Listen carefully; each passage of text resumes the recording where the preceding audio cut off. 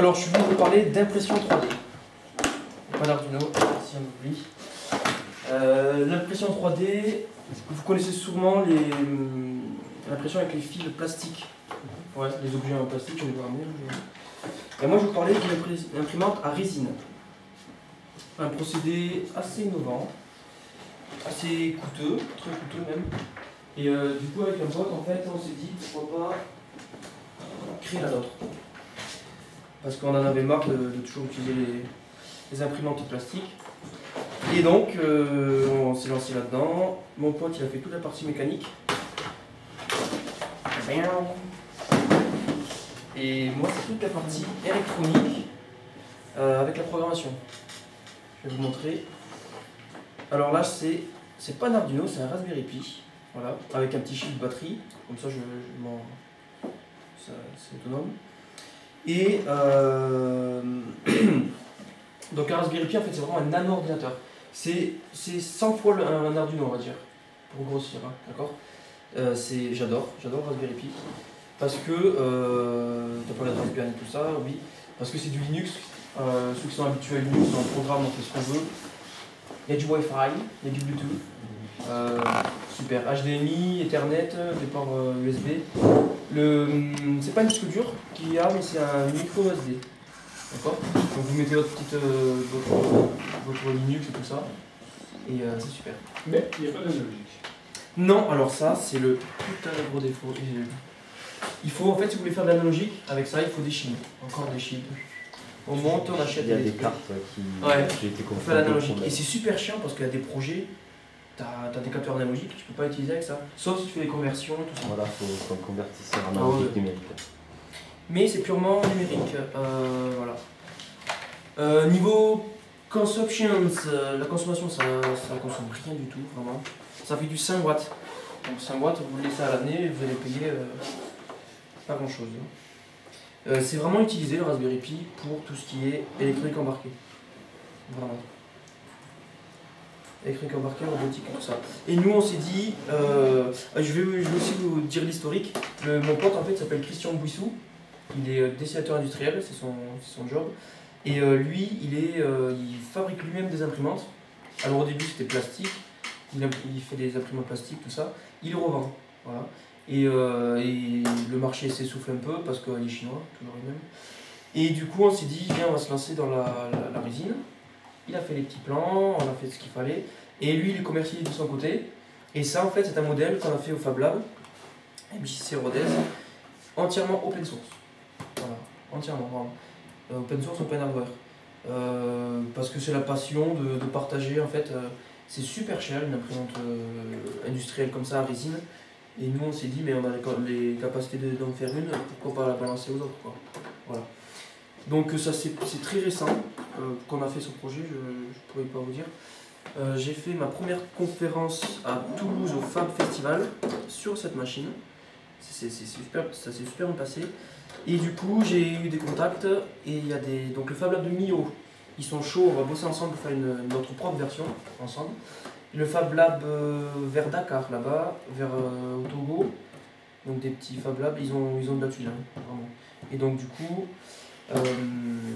ils sont super intéressés par la machine résine parce que les avantages, et c'est pas négligeable, en fait vous bossez en petit sur la résine. Hein. Vous bossez en petit, c'est-à-dire que vous faites des toutes petites pièces mais tellement précises, parce que ce qu'il faut savoir.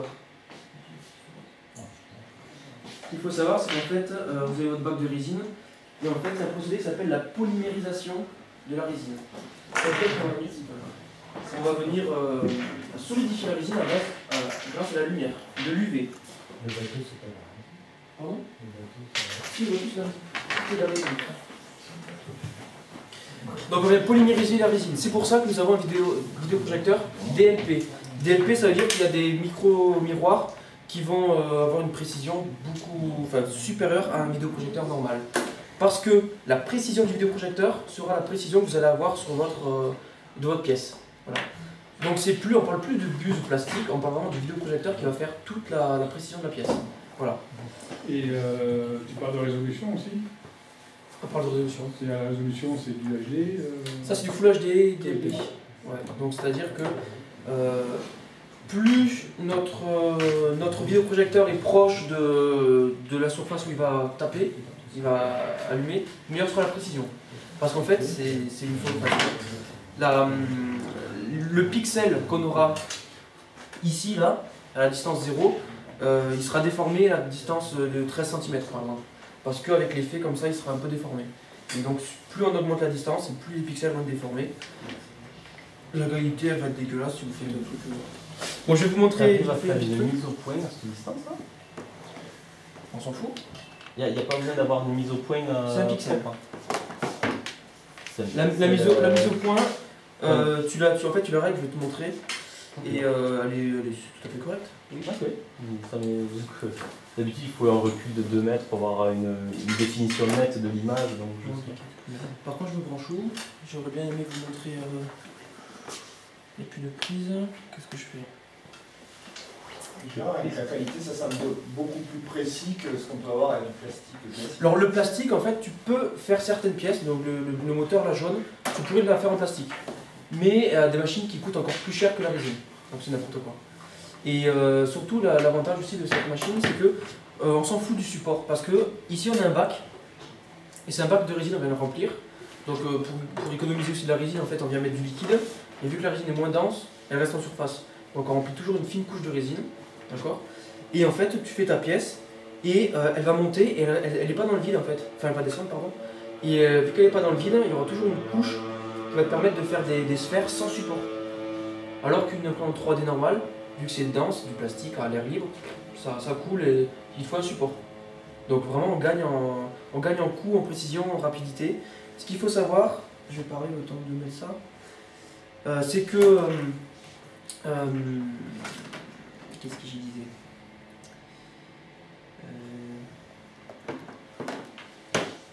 Donc là je suis en train d'allumer le Raspberry Pi, vu qu'il est sur batterie. Voilà. Si tu as besoin d'une prise, celui-là. Là c'était pour allumer les vidéos. Ça peut être débranché. Ça peut être débranché, il n'y a rien. Ouais. Et est-ce que j'aurai la place là si j'ai... Oui, voilà, c'est ça que je veux dire. C'est que lorsque vous imprimez en plastique, plus votre pièce est grosse, plus ça va mettre de temps d'impression. Jusque-là, ça vous semble correct. Mais en fait, ce qui est paradoxal, c'est que peu importe la taille de l'objet, sur cette, sauf en hauteur, hein, sur cette machine, le temps sera le même, sur l'axe XY. Parce qu'en fait, vu que c'est la lumière est projetée partout. Il y en a juste à monter les Z, c'est tout. Alors que la machine, la 3D, elle va bosser comme ça. Alors là, je suis en train d'allumer mon petit vidéoprojecteur. Le Raspberry est allumé. J'ai codé en Python. Et là, du coup, il y a un point d'accès qui vient de s'allumer. Si tout va bien, il est là. Ça s'appelle Otus DLP. Alors, Otus, c'est une chouette. Lotus, c'est la famille latine des grands-ducs, des chouettes et tout ça. Et j'ai bien aimé mettre ça parce qu'en fait, c'est une machine, vu qu'elle bosse en UV, le soleil, enfin, la résine est allergique au soleil. Donc, il faut du noir. Et vu qu'il y a un très grand objectif, ça fait un peu un œil super puissant, ça fait la chouette, j'aime bien. Donc, je vais appeler ça la Lotus DLP. Voilà. Alors, tout simplement, nous avons un point d'accès, je me suis connecté, je vais sur mon petit dashboard, codé en Python, Flask pour les connaisseurs, voilà, pas le temps de niaiser. Ok, donc on arrive sur un applicatif. Mais c'est fait exprès.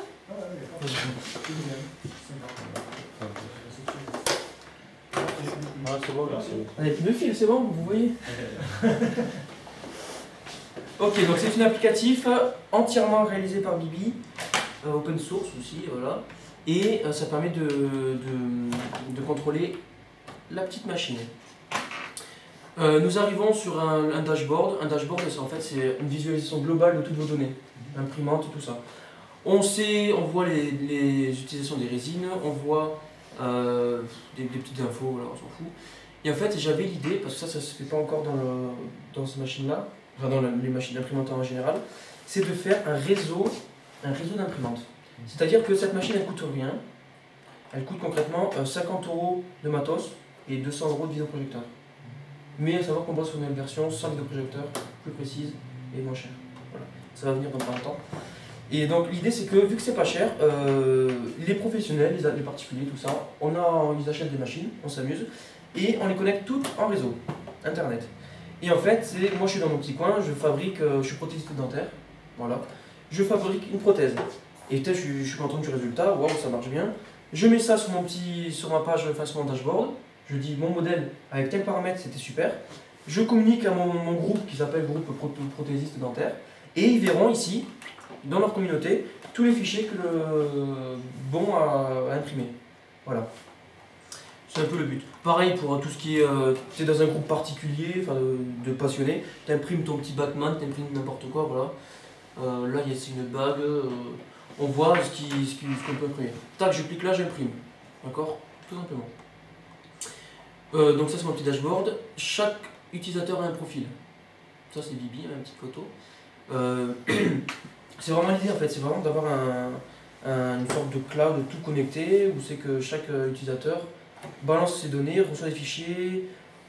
En fait, c'est des imprimantes interconnectées. De l'IoT 3D printer. Wow. C'est pas mal. Allez, on est chaud, je vais vous montrer, je vais faire une nouvelle impression. Je clique sur nouvelle impression. Et là, j'arrive sur un trancheur. Un trancheur, en fait, c'est... J'ai un modèle 3D numérique. Et trancher, ça veut dire, en fait, faire des tranches. Bien. Parce que la machine va faire tranche par tranche. D'accord? Donc là, j'ai un petit GitHub Octopus. Super mimi. Alors ça, il faut savoir que j'ai été en contact avec un gars, un Suisse. Ils sont super bons, les Suisses, là-dedans. C'est un trancheur entièrement open source, fait en JavaScript. Et je l'ai contacté, je lui ai dit voilà, je bosse sur ça, tu peux faire une version pour moi. Il m'a dit ok, donc on a bossé ensemble sur une version de trancheur. C'est une version qu'on ne trouve pas ailleurs, c'est que sur les versions Otus DLP. Voilà. Donc ça a été fait spécialement pour la machine. Amélioré, parce qu'on a amélioré le temps de tranchage, on a bossé ensemble sur les caractéristiques. Entièrement français, parce que j'aime le fait français, je sais pas si ça se dit. J'ai envie de valoriser le Made in France, ouais, voilà. C'est pour ça que j'apprécie le mot. Made in France. Ouais, et pas ça. Parce que on a des connaissances en France, il faut les valoriser. Oui, qu'il a mis dashboard, c'est parce que... On a Made in France, c'est en français. Effectivement, oui. Tableau de bord. Ouais, tout de suite tableau de bord. Ok, donc j'ai mon petit modèle, voilà, je mets là, et je veux trancher, donc je mets mes petits paramètres.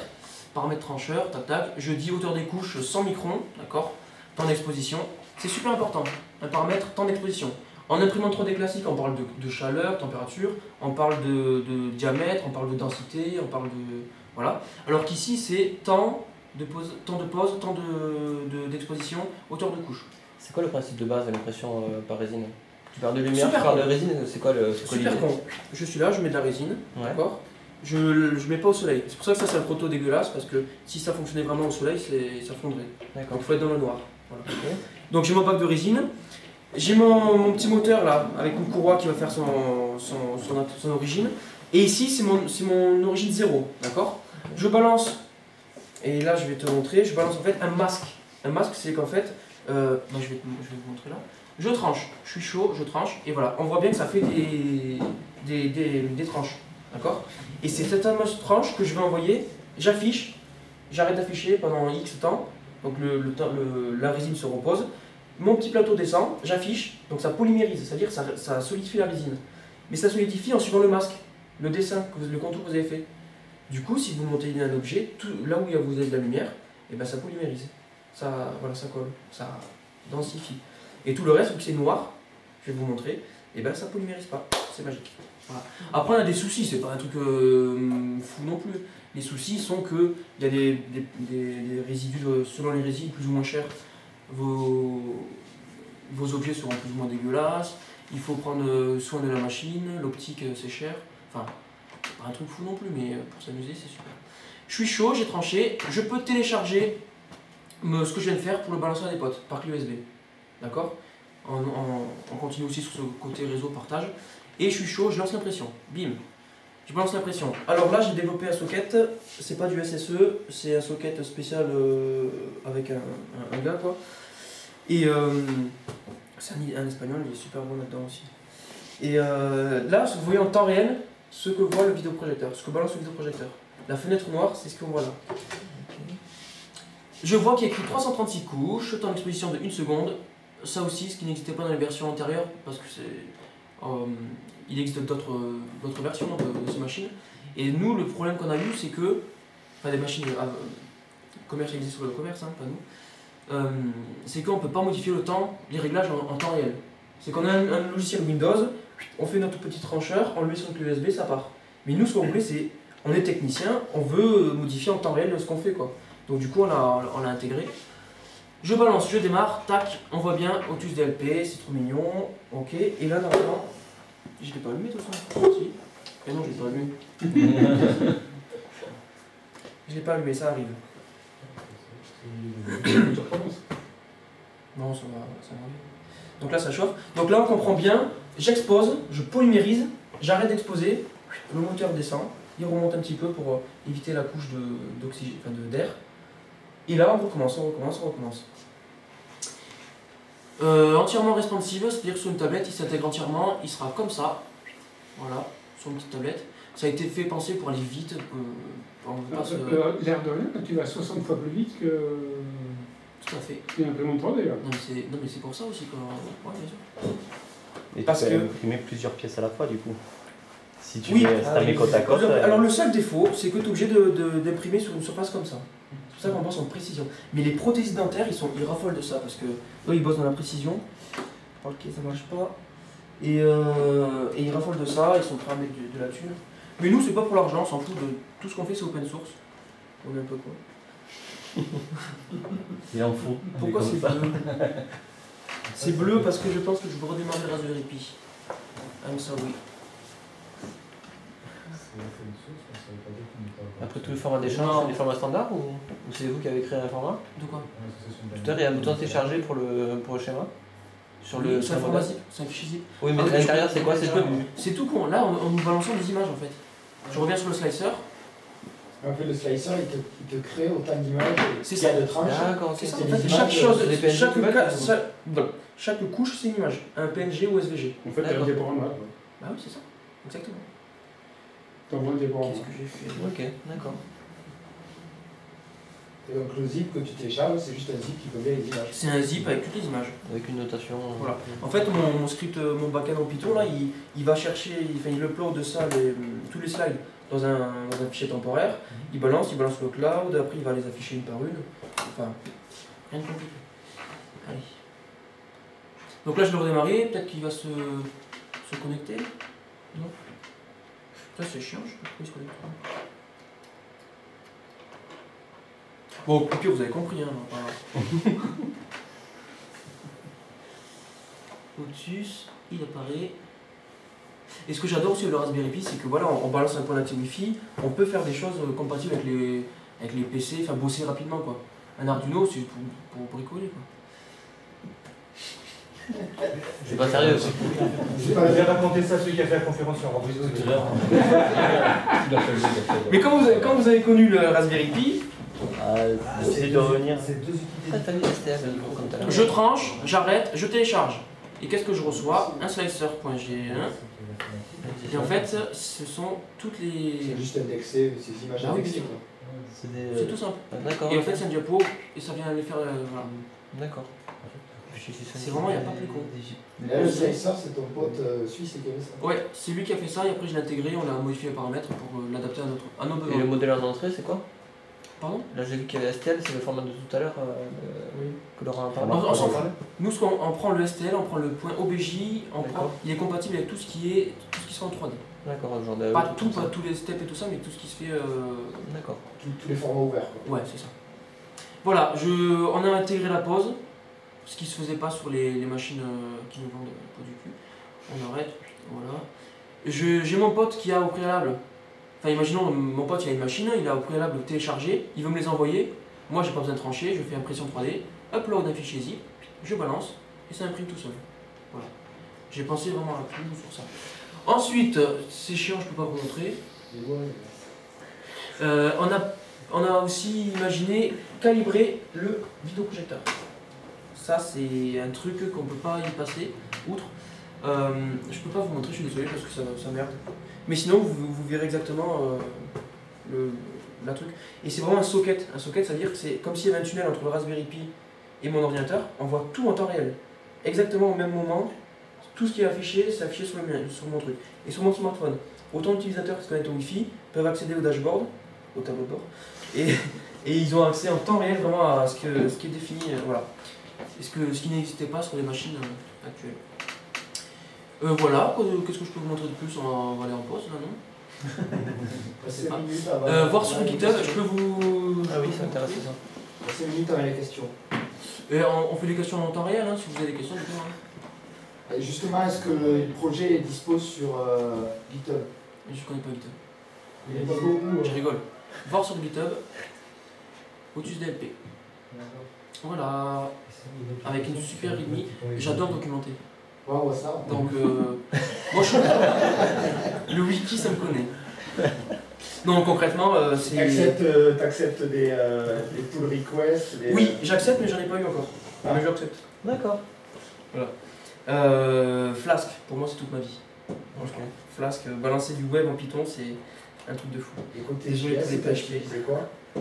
De quoi côté JS? jQuery et JS normal. Après, j'ai fait du... C'est pas du SSE, mais ça s'apparente. C'est du socket chat JS Flask. Alors c'est dégueulasse, mais c'est l'espagnol, c'est un gars qui a... C'est lui qui a inventé le Flask, et c'est lui aussi qui a développé un socket, et je l'ai pris, je l'ai adapté pour... Voilà. Qu'est-ce que je peux vous montrer Pour les WebSockets à la place du SSE, justement. J'ai tout testé.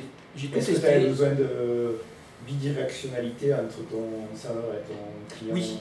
Oui, parce que qu'est-ce que j'ai triffé? Oui, parce qu'en temps réel, tu fais le temps d'exposition par exemple. Aussi, oui. Et oui, c'est-à-dire que grâce au socket, en fait, chaque utilisateur, là, imaginons, on est 10, on est sur la tablette, on voit en temps réel, et moi je modifie un paramètre, et tout le monde le voit en même temps. Parce que c'est balancé sur tous les clients. Et c'est ça qui c'est le fun. Sinon, voilà. Ben voilà, d'autres questions? Moi j'ai deux questions, une plutôt matérielle, une plutôt logicielle.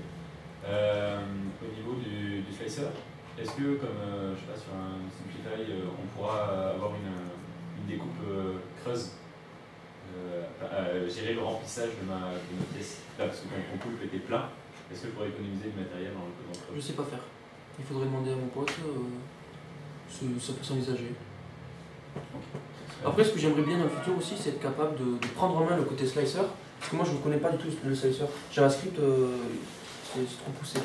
Et j'aimerais arriver à ce que on puisse mettre nos supports, s'il y en a, qu'on ait besoin de mettre des supports, qu'on puisse modifier la pièce, enfin, un truc vraiment plus complexe, quoi. Un trancheur de fou. Mais bon, c'est pas pour ça. Ça, c'est un prototype, hein, j'y ai pas touché depuis plusieurs mois. Hein. Mais bon. Et la deuxième question, c'est juste par rapport à la manière dont ça marche. Pourquoi il faut un temps de pause? Est-ce qu'on ne peut pas faire en continu Oui, ça existe, mais nous on prend le temps de pause parce qu'en fait, d'habitude, c'est toujours l'impression par le haut. Enfin, l'impression par le bas, pardon. C'est-à-dire que tu fais l'effet succion, ventouse. Et en faisant l'effet succion, tu n'as pas d'effet d'air, d'appel d'air. Et du coup, toute la résine, toujours, elle monte et elle te remplit la pièce. D'accord, tu vois? Et nous, alors il m'a expliqué, mais je peux pas vous dire pourquoi, c'est un truc tout con, mais on a préféré partir par le bas. Je sais plus pourquoi. Ah si, parce que en fait, si, parce que ça utilise moins de résine. Vu qu'avec l'effet de densité, la résine est plus haute, je mets de l'eau, enfin un liquide. Je mets un tout petit peu de résine, ça va faire juste une pellicule au-dessus. Et c'est cette pellicule qui me permet de pas gâcher la résine. Il faut que tu recharges à chaque fois? Enfin, à chaque couche, faut que tu remettes déjà... Non, il y a un procédé, tu remplis ça te tient 3 impressions. Enfin. Ça consomme rien. Puis le concept de... Peut-être qu'elle soit par le bas, peut-être il y a un coût plus élevé aussi. Il y a un coût plus élevé parce qu'en fait, il y a une membrane. La succion, ouais. il faut le système pour... Parce qu'en fait, il faut que le projecteur soit en bas. En plus, le problème, c'est qu'un projecteur, ça chauffe. Et on a découvert que la chaleur faisait polymériser la résine. Et du coup, ça faisait la merde, ça faisait des granulés. On a fait des tests. Un système de refroidissement, limite. Ouais, mais c'est super cher. Tu augmentes ton coût de... Et nous, du coup, en fait, on est parti là-dessus. Après, on a beaucoup réfléchi. On est reparti de zéro. Et on s'est dit, en fait, on va utiliser une matrice, une dalle de tablette. Parce que la taille, on s'en fout. Avec un bon DPI. Du coup, une petite matrice, une petite dalle. Ça va remplacer le projecteur. Le luxe, il sera beaucoup plus élevé, enfin, ça va balancer plus de lumière. Meilleure précision, on va gagner en coût, on va gagner en plein de choses. Et la machine sera beaucoup plus petite. Voilà, donc on est en train de bosser sur un truc pas mal. Voilà. Du coup, ça marche mieux si t'es dans le noir ou si t'es en ouais. jour? Ouais. Ah, carrément. Du coup, la tablette sera vachement plus près que si Non, la tablette sera en dessous, avec l'effet succion. Là, on va changer de procédé. D'accord. Voilà. Mais soit crois qu'il ne peut pas passer par en dessous. On est obligé avec ce vidéoprojecteur. Enfin, moi j'aime bien le vidéoprojecteur. Ouais. Il y aura toujours les deux modèles, hein, pour les riches et pour les pauvres. Ce qui se passe, c'est qu'en passant par dessous, il faut avoir le bac Gatling, on est obligé d'utiliser le bac de la machine. Oui, mais on a pensé, on a des membranes. Pourquoi ça marche pas en descendant avec la dalle de téléphone? Parce que tu t'éloignes. Parce que Tu t'éloignes, tu garderas jamais la bonne distance. Il faut passer par en dessous. Parce que tu restes toujours fixe et tu descends, du coup la couche qui s'est imprimée, elle reste toujours au même niveau. Questions? No Je vais questions? essayer de questions. Bravo. Voilà. Merci.